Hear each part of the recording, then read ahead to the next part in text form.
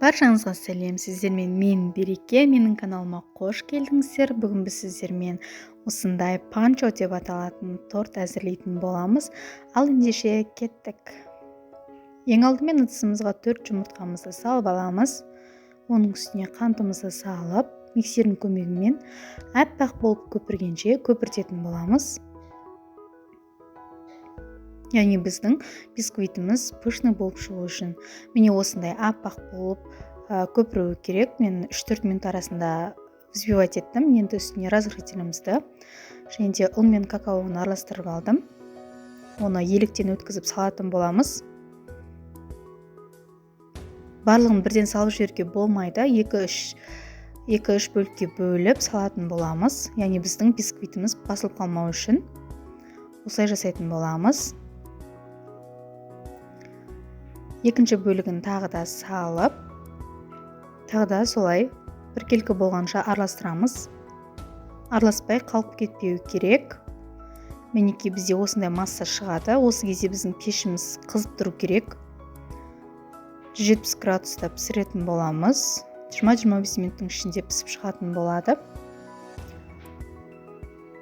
Мінекей біздің бисквитіміз дайын, пісіп шықты.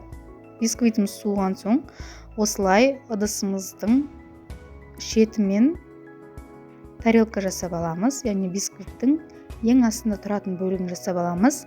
Ал қалған бөліктерін осылай ұзыншаға бөліп, одан кейін осылай кішкентай кубиктер жасайтын боламыз.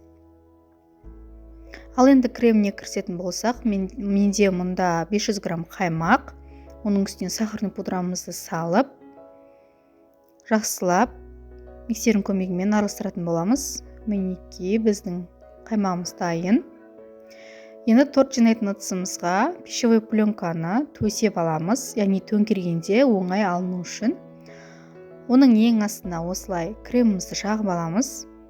Үстіне жаңағы 4 бұрышты квадраттарды орналастырып шығатын боламыз. Осы табақтың бойымен барлығын арасына крем жаға отырып орналастырып шығамыз. Мінекей бізде уже екінші слой кетті. Осылай тез-тез барлығын арасына крем жаға отырып, бізде ең соңғы бөлік.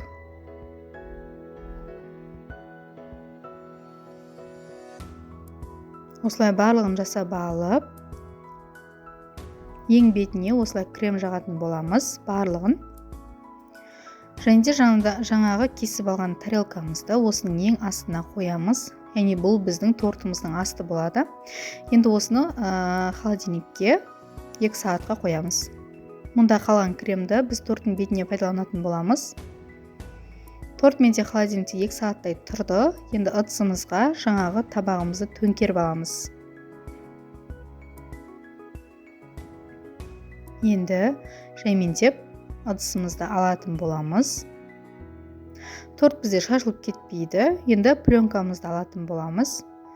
Мінекей осындай қалыпта әдемі болып шығады. Енді жаңағы қалып кеткен кремімізді осының бетіне жағып шығатын боламыз. Барлық жерін біркелкі етіп, тегістеп шығатын боламыз. Мінекей осындай болып шықты. Мен шоколадты күштен өткізіп алдым. Қазір оны торттың бетіне әсемдік ретінде пайдаланатын боламыз.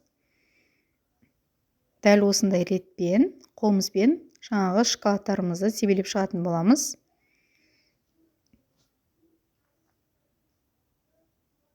Яғни біздің тортымыз өте нәзік, әдемі көрінетін болады. Міне біздің панчо тортымыз өте әдемі болып шықты. Бетін өз қалауларыңыз бойынша сәндесеңіздер болады. Маған осы шоколадпен әдемдеген ұнады.